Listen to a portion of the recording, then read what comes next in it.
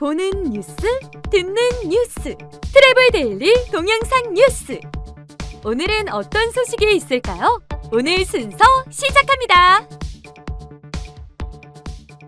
대한항공과 아시아나항공이 2분기 흑자 전환했습니다. 이른바 안 쓰고 조금 벌어서 흑자 전환한 것으로 보입니다.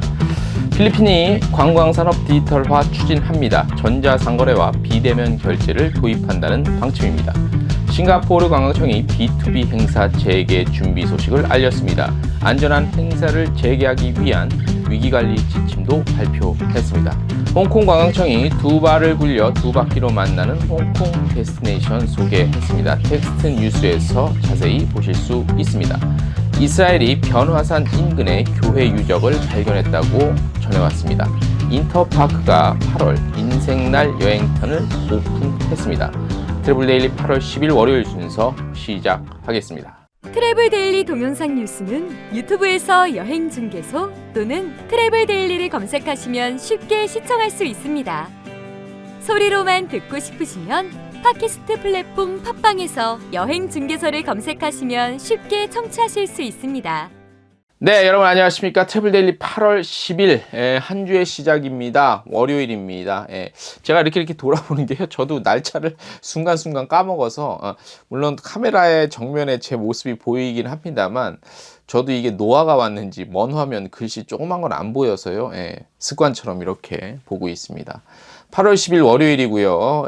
비가 계속해서 내리고 이번에는 안 그래도 코로나19 때문에 그나마 국내 여행이 조금 힘을 받나 싶었는데 장마 때문에 이 기나긴 장마 때문에 이 여름철 휴가 그리고 각 지방의 관광지들, 유원지들 이거 참 안타깝습니다. 이때 한철 장사라고들 보통 하죠. 근데 이것마저 지금 망가지게 생겼고 이미 망가진 것 같은데 이걸 어떻게 지금 타개해 나가야 될지 참 앞날이 저도 참 걱정스럽고 피해를 입으신 분들도 한테도 참 이게 위로의 말씀을 좀 전해드립니다. 자, 어쨌든 그래도 소식은 전해야 될 것 같습니다. 사실 요즘 같은 때에 이런 뉴스를 진행하고 소식을 전해드리는 게 무슨 의미가 있겠냐 그런 생각도 드는데 일단은 저희의 본분을 좀 다하는 것이 최선의 일이 아닌가 싶어서 저희도 쉬지 않고 뉴스 전달해 드리니까 행여나 조금 이 상황이 무슨 뉴스야, 무슨 놀러 가라는 뉴스야, 여행 가라는 뉴스야, 혹시 이렇게 생각하시는 분이 있다면 조금 양해를 해 주시고 부탁을 좀 드리겠습니다. 첫 소식입니다. 코로나 팬데믹 상황 속에서 대한항공과 아시아나항공이 2분기에는 흑자를 전환했습니다. 이런 소식, 항공사가 흑자 전환했다는 소식이 이게 얼마만인지 모르겠습니다. 그런데 아이러니하게 코로나19 지금 이런 상황에서 흑자 전환이라는 게 이게 도대체 무슨 일인지 저희가 한번 짚어봤습니다. 화물 수송이 늘어났죠. 주요 원인이라고 볼 수 있죠. 하지만 여객 수송 감소로 인해서 인건비가 대규모로 감축이 됐잖아요. 그래서 이른바 안 쓰고 화물기 통해서 조금 번 그런 결과로 분석을 할 수 있죠.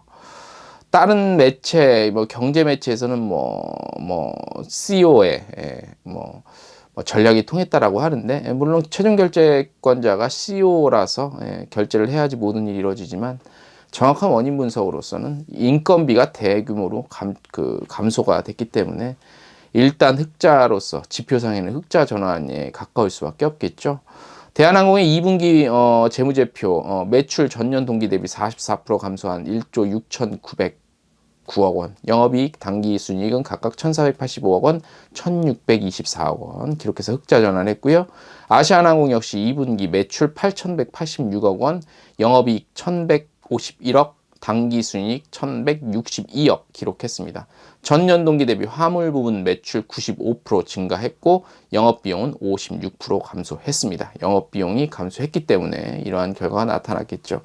그 결과 전년 대비 영업이익 2,221억 원, 당기순이익 1,739억 원 증가하며 영업이익과 당기순이익 모두 흑자 전환입니다.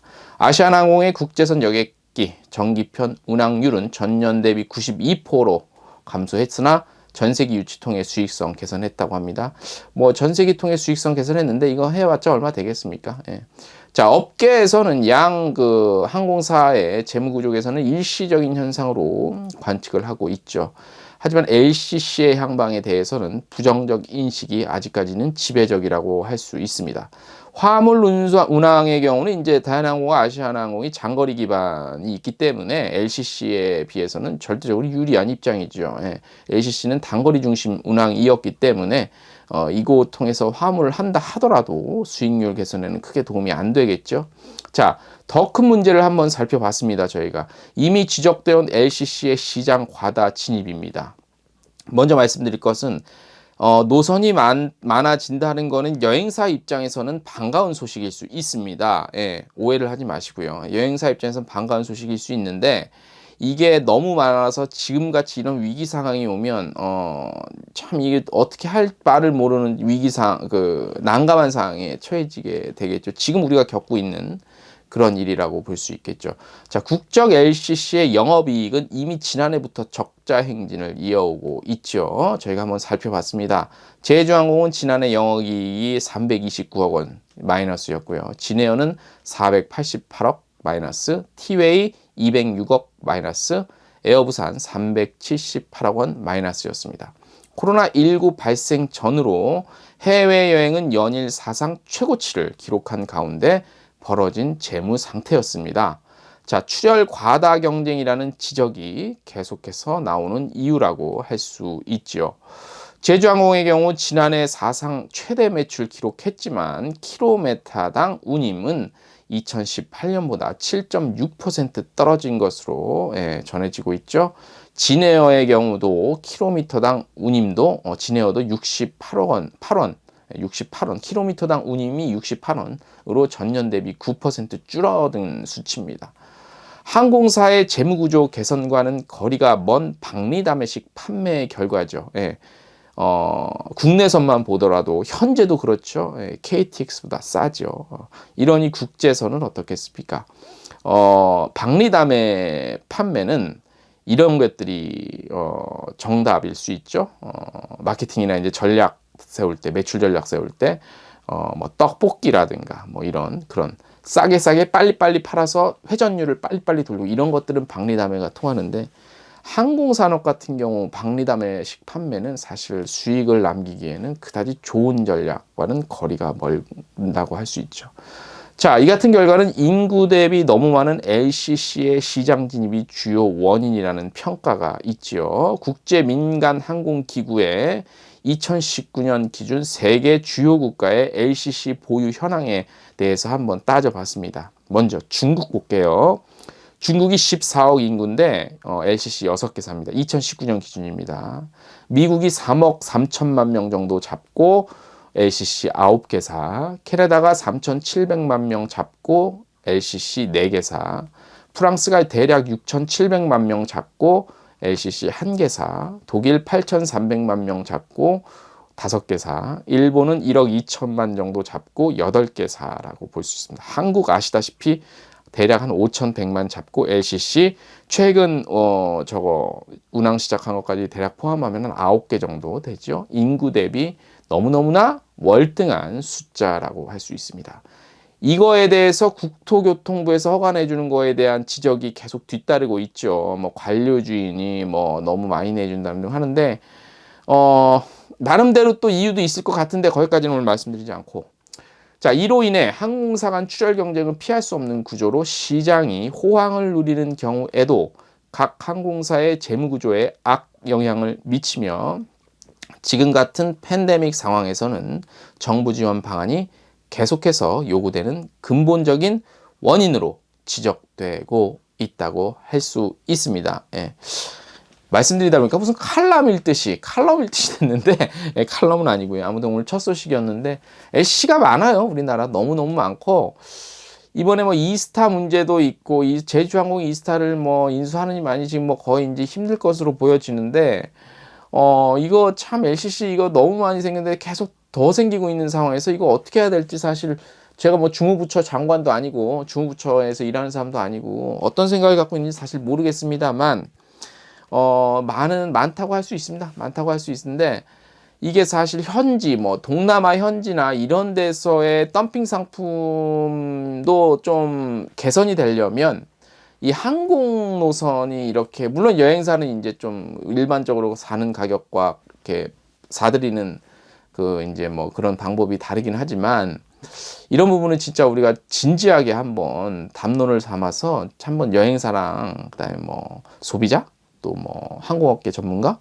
뭐 여행사 이렇게 각자 한번 대표를 해서 이런 부분에서 참 논의를 좀 해봤으면 좋겠어요. 뭐 그런 것도 없어 우리나라는 뭐 그냥 국토부에서 해 그럼 하는 거야 다 그러면 또 이제 여행사에서 노선 많아서 좋아졌네 이러고 또 이런 상황 빠지면 너무 많아 얘기 나오고 계속 악순환의 반복인 것 같아요. 이런 거는 진짜 이런 문제 갖고 한번 치열하게 한번 토론도 해볼 필요는 있을 것 같습니다. 자, 다음 소식입니다. 코로나19 이후 뉴노멀 시대를 맞아 언택트가 새로운 트렌드로 떠오르고 있죠. 그래서 필리핀 관광부에서 관광업계 디지털 시스템 도입을 적극적으로 장려를 하겠다고 밝혔습니다. 자, 관광산업을 위해 공동으로 주최하는 온라인 수업에서 뭐 우리 그 필리핀 관광부의 보스인데 그 필리핀 분이겠죠. 자, 이번 프로토콜 같은 것들, 언택트 결제 지향을 좀 하겠다고 했어요. 전자상거래와 비대면 결제 시스템 도입을 좀 많이 도입을 하겠다고 했는데, 필리핀 한국 사람 많이 가서 이제 관광지에서의 언택트 결제 같은 게 많이 늘어나지 않겠습니까? 뭐, 그렇게 보여요. 지금 이렇게 작정하고 나섰으니까. 그래서 필리핀 관광부의 인증기관 및 시설에게 적정 수용력, 확진자 추적 시스템 제공 등의 기능을 담은 세이프 패스 시스템을 무료로 제공도 하고요. 편리하고 안전한 관광을 위한 디지털 시스템 도입에 앞장을 서겠다고 밝혔습니다. 이번 필리핀이 이래봬도 또 관광 대국이죠. 관광 산업만 봤을 땐 관광 산업이 굉장히 중요한 부분이라서 디지털화를 많이 전환하겠다고 하는 거는 참 뭐 여행자 입장에서는 좀 더 편한 시스템들이 많이 이루어지지 않겠습니까? 근데 이제 문제는 그런 것들은 쉽지 않을 거예요. 그 필리핀의 명물이죠. 그 전문 용어가 있는데 제가 지금 생각이 안 나는데 뭐 도로에 그 택시 있잖아요. 막 타갖고 그 작은 봉고차 같은 데 타갖고 현장에서 막 그렇게 집회 바로 현찰 주고 타고 내리고 아무 데서나 이런 거에 대해서 디지털 시스템 도입하려면 예산이 어마어마가 들 텐데 이게 만약에 디지털 시스템 되면 한국 사람도 그 이용하는 사람 꽤 될 것 같기도 하고 이 그 기사분들이 여기다 그 지폐를 여기다 딱 꽂아서 운전하잖아요. 근데 제가 얘기를 들으니까 여기다 얼만큼 많이 꽂았냐 이게 이제 자기의 부를 나타내는 그런 상징 중에 하나라고도 하는데 그게 농담인지 진담인지 모르겠습니다. 제가 필리핀 몇 번 가서 그 얘기를 들었는데 아무튼 그렇게 된다고 합니다. 그 다음 소식입니다. 싱가포르 소식 하나 전해드릴게요. 지난 3월부터 대부분의 B2B 행사가 연기된 사항이죠. 그래서 싱가포르 관광청은 안전한 B2B 행사 재개를 준비하고 있다고 합니다. 엄격한 안전관리 조치를 하고요. 최대 50명 규모의 비즈니스 행사를 위한 위기관리 체계 구축한다고 하네요. 해당 체제는 2회의 시범 행사를 통해 평가를 거친 후 점차 다른 대규모 행사에도 도입될 예정입니다. 다음 소식입니다. 월요일자라든지 소식이 막 그렇게 많지는 않습니다. 자, 이스라엘 얘기 한번 해드리고 오래간만에 최근 이스라엘의 변화산이 있죠. 변화산. 우리 기독교 분들은 많이 아실 거예요. 변화산 또는 변모산이라고도 하는데 이제 기존의 성경에 나와 있는 것들 보면 변화산으로 많이 나와 있죠. 여기 근처에 타보르라는 마운트 그 산이 있는데 이 근처에서 1300년 된 교회 유적이 발견이 됐다고 하네요. 자, 이스라엘 문화재 관리국은요. 문화재 관리국이 어떤 그 대학교가 있는데 여기 공동으로 진행한 고고학 발굴을 통해서 타보르산 근처 크파르 카마 마을에서 모자이크 바닥이 있는 1300년 된 교회가 발견됐다고 합니다.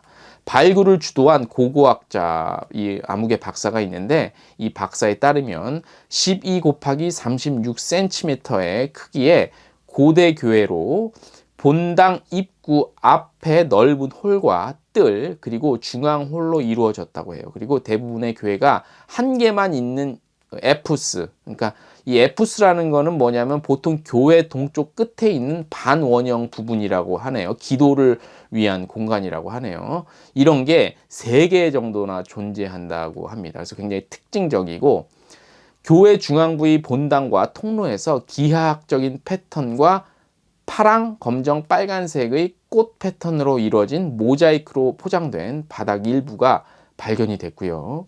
성스러운 유물을 담는 돌로 된 성배암도 발견이 됐다고 합니다. 교회와 인접한 곳에서 일련의 방들의 일부가 추가적으로 발굴되고 연구팀과 이 박사가 진행한 집안 침투 레이더 검사 결과 아직 미발굴된 추가적인 방들이 존재하는 것으로 밝혀지면서 연구원들은 이 큰 건물이 수도원이었을 가능성에 힘을 싣고 있다고 합니다. 자, 이번 그 연구에 참여한 그 교수가 있는데 이 마을에서 1960년대 초에 발굴됐던 더 작은 교회 유적, 요 유적에는 유적은 뭐냐면 두 개의 예배당이 있고 기원전 6세기 전반 것으로 추정되는 요 교회가 있었던 마을 교회였을 것이며 이번에 발견된 교회는 마을 외곽에 위치한 현대 수도원의 일부였을 것이라고 얘기했습니다. 자, 이게 왜 중요하냐면 이 박사가 또 얘기를 했는데 갈릴리 지역의 기독교 정착에 관한 광범위한 연구 프로젝트의 기여도가 높은 발굴이라고 합니다. 그 발굴로 평가를 받는다고 합니다. 저만 이렇게 흥분했나요? 1300년 전으로 추정이 되면 예수님이 오시기 전과 후로 나뉘잖아요. AD와 BC 그거를요. 그래서 지금 2020년이 이제 예수님 탄생부터 2020년 후잖아요. 그러니까 1300년 전 것으로 보이면 이게 성서학적 그리고 고고학적 그리고 또 이렇게 이스라엘 같은 경우는 성지순례지로 굉장히 유명하잖아요. 저도 한 4, 5년 전에 다녀와 봤지만 이런 것들이 하나 발견돼서 여기서 아직도 이렇게 뭐 레이더로 하니까 또 이때잖아요. 밑에 이런 것들이 또 우리 그 성지순례를 앞으로 가실 분들한테는 또 굉장히 흥미를 끄는 요소 중에 하나고 또 이제 그 목회자 목사님들 경우도 또 성서 연구하시는 관련해서 연구하시는 분들에게도 굉장히 의미 있는 그런 유적지 중에 하나라 저만 관심이 있는 건가요? 아무튼 그렇습니다. 제가 이스라엘 갔을 때 뭐 들은 얘기지만 이렇게 막 어디 공사하려고 땅을 파다가 바로 유적지라고 추정되는 게 나오면 그냥 그 공사, 그 프로젝트 자체를 그냥 올 스톱 한다고 그러더라고요. 그 이탈리아도 아마 그런다고 하고, 이집트도 그랬다고 하나? 아무튼 그 고고학적으로 굉장히 그런 지역은 그런 게 그냥 철두철미한가 봐요. 우리나라도 그래야 되는데 그런 부분 좀 아쉬워요. 그죠? 자, 오늘 뭐, 이 소리 저 소리 했습니다. 자, 오늘 순서 여기까지고요. 저희 화요일자, 수요일자만 이번 주는 하고요. 목금은 휴관입니다. 13, 14일자 휴관 예정입니다. 여름 좀 쉬겠습니다. 상반기 너무 좀 힘들게 달려온 것 같아서 머리도 식힐 겸 좀 쉬겠습니다. 미리 좀 알려드리겠습니다. 자, 오늘 순서는 여기까지입니다. 안녕!